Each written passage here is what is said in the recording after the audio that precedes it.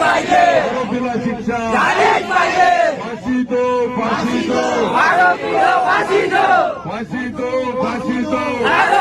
फाशी दो. आज या ठिकाणी अतिशय दुःखाच्या वातावरणामध्ये आणि जितू सोनेकर नावाचा आपला सर्वांचा मुलगा त्याचं ज्या निर्गुण पद्धतीनं खून करण्यात आला त्याचा निषेध करण्यासाठी आपण सगळेजण एकत्र आलो आहे. खऱ्या अर्थानं लोकशाहीला काळीमा फासणारी घटना चंकापूर खापरखेडा परिसरामध्ये घडलेली आहे, ज्याचा आपण स्वप्नातही विचार करू शकत नाही. अशा प्रकारचं कृत्य आरोपींनी केलेलं आहे.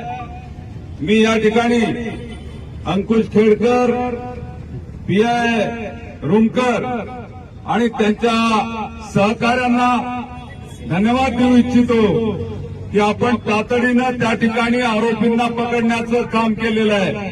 आरोपींना जर पकडल्या गेलं नसतं तर या ठिकाणी रस्त्यावर जनसागर उसळला असता.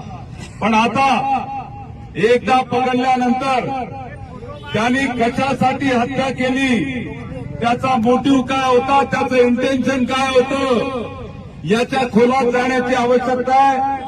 सर्व प्रकारचे पुरावे खेडकर साहेब आपल्याला गोळा करून कोर्टामध्ये ही केस टिकली पाहिजे. आरोपींना त्या ठिकाणी कोर्टामध्ये सजा झाली पाहिजे, फाशीची सजा झाली पाहिजे.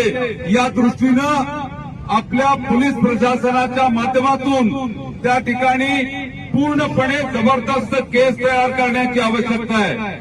मला माहिती आहे की जनतेची मागणी आहे की फास्ट ट्रॅक कोर्टामध्ये ही केस चालली पाहिजे. मी आमदार महोदयांना या ठिकाणी विनंती करेल की माननीय मुख्यमंत्री आणि या राज्याचे गृहमंत्री देवेंद्रजी पर्यंत हा विषय नेऊन फास्ट ट्रॅक कोर्टामध्ये ही केस चालवण्यासाठी, चांगला सरकारी वकील देण्यासाठी आणि तातडीनं या केसचा निपटारा देऊन त्या ठिकाणी आरोपींना कठोरतम सजा झाली पाहिजे. लोकशाहीला, माणुसकीला काळीमा फासणारी ही घटना, या घटनेचा जेवढा निषेध केला जावा तेवढा कमी आहे. आणि म्हणून जनता तोपर्यंत स्वस्थ बसणार नाही जोपर्यंत या आरोपींना फाशीची सजा होणार नाही.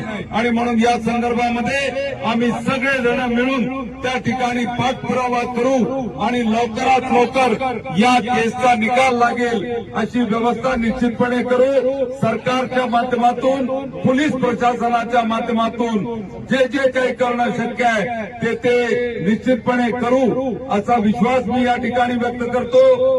मृतक जितू सोनेकरला नागपूर जिल्ह्यातील तमाम जनतेतर्फे मी विनम्र आदरांजली, श्रद्धांजली अर्पण करतो. त्याची आई, त्याचे वडील, त्याचे नातेवाईक यांना सांत्वना देऊ इच्छितो की निश्चितपणे ज्या पद्धतीनं जितूचा खून केला गेलाय त्याचा बदला घेतल्याशिवाय आम्ही स्वस्थ बसणार नाही.